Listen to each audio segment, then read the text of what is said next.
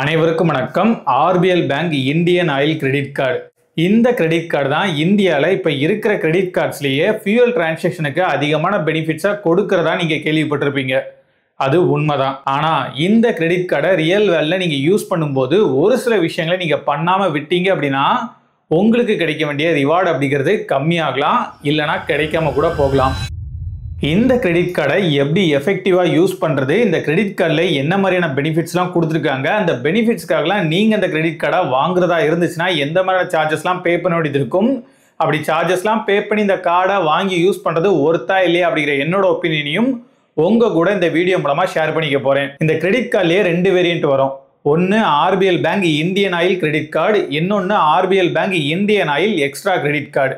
இந்த 2 கிரெடிட் கார்டுக்குமே பெருசாக ஒன்றும் டிஃப்ரென்ஸ் இருக்காது, சின்ன சின்ன டிஃப்ரென்ஸ் தான் இருக்கும். அது என்னென்ன டிஃப்ரென்ஸ் அப்படிங்கிறத நம்ம போக போக பார்க்கலாம்.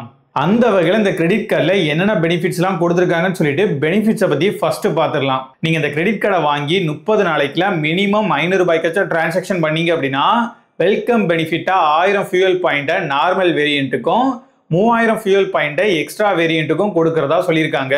இந்த வெல்கம் பெனிஃபிட்டை நீங்கள் இந்த கார்டோட ஆனுவல் மெம்பர்ஷிப் ஃபீயை பே பண்ண நாள்ல இருந்து 60 நாளைக்குள்ள உங்களோட அக்கௌண்ட்டுக்கு கிரெடிட் பண்றதாவும் சொல்லியிருக்காங்க. இது ஒரு ஃபியூயல் கிரெடிட் கார்டா இருக்கிறதுனால இந்த கிரெடிட் கார்டை யூஸ் பண்ணி நீங்க இந்தியன் ஆயிலோட ஃபியூயல் ஸ்டேஷன்ல டிரான்சாக்ஷன் பண்ணும்போது உங்களுக்கு ஆக்சிலரேட்டட் ரிவார்ட் பாயிண்ட் கிடைக்கும்.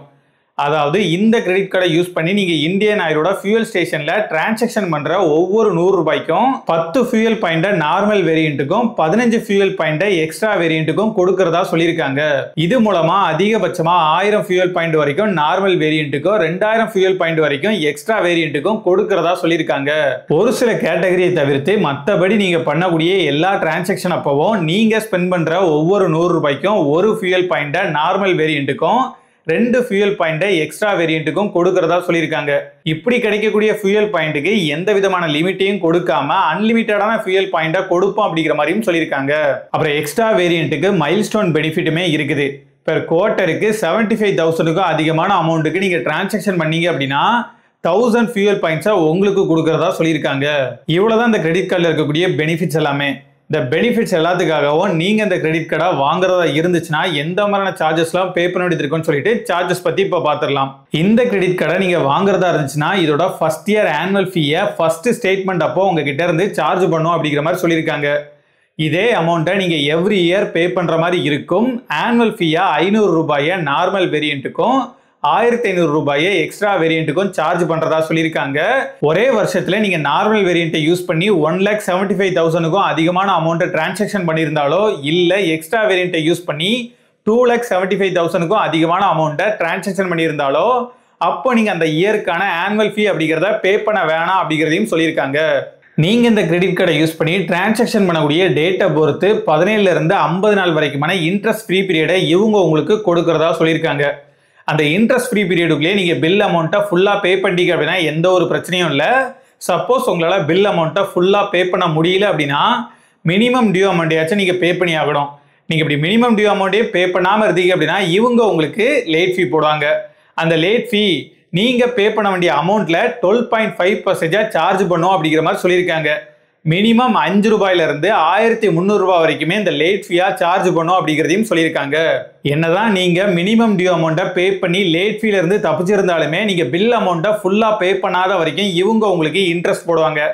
அந்த இன்ட்ரெஸ்ட்கான இன்ட்ரெஸ்ட் பெர்சன்டேஜ் அப்படிங்கிறது 3.9% பெர் மந்த், அதாவது வருஷத்துக்கு 47%. இந்த கிரெடிட் கார்டை யூஸ் பண்ணி உங்களால ஏடிஎம்லயே அமௌண்ட்டை வித்ரா பண்ணிக்க முடியும். நீங்க அப்படி இந்த கிரெடிட் கார்டை யூஸ் பண்ணி ஏடிஎம்ல அமௌண்ட்டை வித்ரா பண்ணும்போது நீங்க வித்ரா பண்ணக்கூடிய அமௌண்ட்ல 2.5% அப்படி இல்லைன்னா 500 ரூபாய், இந்த 2 அமௌண்ட்ல எது அதிகமான அமௌண்ட்டோ அந்த அமௌண்ட்டை சார்ஜா பிடிச்சிப்போ அப்படிங்கிறதையும் சொல்லியிருக்காங்க. அதோட மட்டும் இல்லாமல் இதுக்கு இன்ட்ரெஸ்ட்டுமே இருக்குது. நீங்க அமௌண்ட்டை ஏடிஎம்ல வித்ரா பண்ண நாள்ல இருந்து அதை திரும்ப பே பண்ற வரைக்குமே இவங்க உங்களுக்கு இன்ட்ரெஸ்ட் போடுவாங்க. அந்த இன்ட்ரெஸ்ட்கான இன்ட்ரெஸ்ட் பெர்சன்டேஜ் அப்படிங்கிறது நான் முன்னால சொன்ன அதே பெர்சன்டேஜ் தான். நீங்க இந்த கிரெடிட் கார்டை யூஸ் பண்ணி எந்த ஃபியூயல் ஸ்டேஷன்ல டிரான்சாக்ஷன் பண்ணாலும் நீங்க டிரான்சாக்ஷன் பண்ணக்கூடிய அமௌண்ட்ல 1% ஃபியூயல் சார்ஜஸா பிடிச்சிப்போ அப்படிங்கிற மாதிரி சொல்லியிருக்காங்க.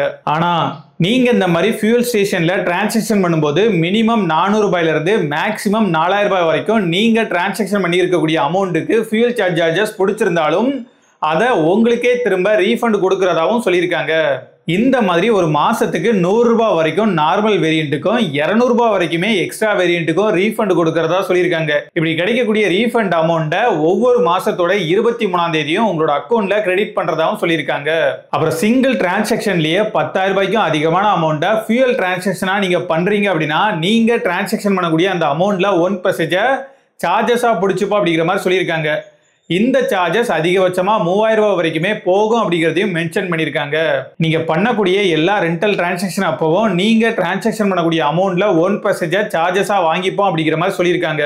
யூட்டிலிட்டி பில் பேமெண்ட்டை பொறுத்த வரைக்கும் ஒரு மாசத்துக்கு 50,000 ரூபாய் வரைக்கும் நீங்க எந்த ஒரு எக்ஸ்ட்ரா அமௌண்ட்டையும் பே பண்ணாம டிரான்சாக்ஷன் பண்ணிக்க முடியும். ஒரே மாசத்துல 50,000க்கு அதிகமான அமௌண்ட்டை நீங்க யூட்டிலிட்டி பில் பேமெண்ட்டா டிரான்சாக்ஷன் பண்ணும்போது நீங்க டிரான்சாக்ஷன் பண்ணக்கூடிய அமௌண்ட்ல 1% சார்ஜஸா பிடிச்சுப்போம் அப்படிங்கிறதையும் சொல்லியிருக்காங்க. இப்போ நான் இன்ட்ரோல சொன்ன விஷயத்துக்கு வருவோம். இந்த கிரெடிட் கார்டு ஃபியூயல் டிரான்சாக்ஷனுக்கு அதிகமான பெனிஃபிட்டே கொடுத்தாலும் அந்த பெனிஃபிட் மூலமா உங்களுக்கு கிடைக்கக்கூடிய ரிவார்ட் பாயிண்ட் அப்படிங்கிறது உங்க அக்கௌண்ட்ல கிரெடிட் ஆகிறதா இருக்கட்டும், அப்படி கிரெடிட் ஆன ரிவார்ட் பாயிண்டை நீங்க ரெடீம் பண்றதா இருக்கட்டும், இந்த ரெண்டு விஷயத்திலுமே நிறைய விதமான சிக்கல்கள் இருக்கு. இந்தியன் ஆயிலோட ஃபியூயல் ஸ்டேஷன்ல நீங்க இந்த கிரெடிட் கார்டை யூஸ் பண்ணி டிரான்சாக்ஷன் பண்ணாதான் உங்களுக்கு அதிகமான ஃபியூயல் பாயிண்ட் கிடைக்கும் அப்படிங்கிற மாதிரி சொல்லியிருந்தேன். ஆனா என்னதான் நீங்க இந்தியன் ஆயிலோட ஃபியூயல் ஸ்டேஷன்லயே டிரான்சாக்ஷன் பண்ணாலும் ஒரு சில டிரான்சாக்ஷன் அப்போ உங்களுக்கு கம்மியான ஃபியூயல் பாயிண்ட்ஸ் தான் கிடைக்கும். உங்களுக்கு அதிகமான ஃபியூயல் பாயிண்ட் ரிவார்டா கிடைக்கணும் அப்படின்னா அதுக்கு நீங்க வழக்கமா ஃபில்அப் பண்ணக்கூடிய அந்த ஃபியூயல் ஸ்டேஷன் அப்படிங்கிறது இந்த லிஸ்ட்ல இருக்குதா அப்படிங்கிறத செக் பண்ணிக்கோங்க. இந்த லிஸ்ட்ல லொகேஷன் எதுவுமே மென்ஷன் பண்ணியிருக்காததுனால நீங்க உங்க பக்கத்துல இருக்கக்கூடிய அந்த ஃபியூயல் ஸ்டேஷன் அப்படிங்கிறத கண்டுபிடிக்கிறதுக்கு கொஞ்சம் கஷ்டப்படுற மாதிரி தான் இருக்கும். என்னதான் நீங்க இவங்க சொல்லியிருக்கக்கூடிய ஃபியூயல் ஸ்டேஷனுக்கே போனாலும் அங்க அவங்க ஸ்வைப் பண்ணக்கூடிய அந்த மெஷினோட ஐடி அப்படிங்கிறது இங்க இவங்க சொல்லியிருக்கக்கூடிய டெர்மினல் ஐடியோட மேட்ச் ஆகணும். இப்படி டெர்மினல் ஐடி மிஸ்மேட்ச் ஆனாலோ இல்ல மெர்ச்சன்ட் ஐடி மிஸ்மேட்ச் ஆனாலோ உங்களுக்கு கிடைக்க வேண்டிய ஆக்சிலரேட்டட் ரிவார்ட் பாயிண்ட் அப்படிங்கிறது கிடைக்காது. வெறுமனே பேஸ் ரிவார்ட் பாயிண்ட் மட்டும் தான் உங்களுக்கு கிடைக்கும். நீங்க ஃபியூயல் ஃபில் பண்றதுக்கு முன்னால அங்க இருக்கவங்க கிட்ட இது எல்லாத்தையுமே கேட்டு கன்ஃபார்ம் பண்ணிட்டு அதுக்கப்புறமா ஃபில்அப் பண்ணுங்க. நீங்க அப்படி ஃபியூயல் ஃபில் பண்ணி முடிச்சதுக்கு அப்புறமா மறக்காம பில்லையும் வாங்கி வச்சுக்கோங்க. ஏன்னா நீங்க டிரான்சாக்ஷன் பண்ணதுக்கான ரிவார்ட் பாயிண்ட் அப்படிங்கிறது நெக்ஸ்ட் ஸ்டேட்மெண்ட் அப்போ தான் உங்களோட அக்கௌண்ட்ல கிரெடிட் ஆகும்.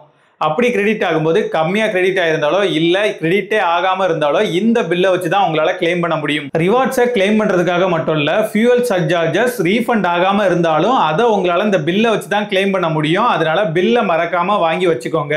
எனக்கு ரிவார்ட் பாயிண்ட் கிரெடிட் ஆகுறதுலாம் எந்த ஒரு பிரச்சனையும் இல்ல, பக்காவா கிரெடிட் ஆயிட்டு இருக்கு.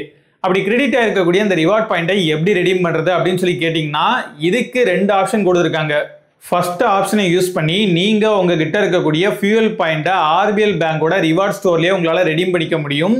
நீங்க இந்த மாதிரி ரெடீம் பண்ணும்போது ஒரு ஃபியூயல் பாயிண்டோட வேல்யூ 10 பைசா அப்படிங்கிற ரேட்ல தான் உங்களால ரெடீம் பண்ணிக்க முடியும். அது மட்டும் இல்லாம நீங்க இந்த மெத்தட் மூலமா ரிவார்டை ரெடீம் பண்றதா இருந்துச்சுன்னா ரிவார்ட் ரெடீம்ஷன் ஃபீயும் ஆட் ஆகும். இந்த ரிவார்ட் ரெடீம்ஷன் ஃபீயா 99 ரூபாயை சார்ஜ் பண்றதாவும் சொல்லியிருக்காங்க. அதனால இந்த மெத்தட் மூலமா நீங்க ரிவார்டை ரெடீம் பண்றது அப்படிங்கிறது இந்த கார்டை பொறுத்த வரைக்கும் சுத்த வேஸ்ட் தான். செகண்ட் ஆப்ஷன் மூலமா நீங்க உங்ககிட்ட இருக்கக்கூடிய ஃபியூயல் பாயிண்டை இந்தியன் ஆயிலோட எக்ஸ்ட்ரா ரிவார்ட் பாயிண்டா கன்வெர்ட் பண்ணிக்க முடியும். நீங்க இந்த மாதிரி கன்வெர்ட் பண்றதா இருந்துச்சுன்னா ஒரு ஃபியூயல் பாயிண்டோட வேல்யூ 50 பைசா அப்படிங்கிற ரேட்ல கன்வெர்ட் ஆகும்.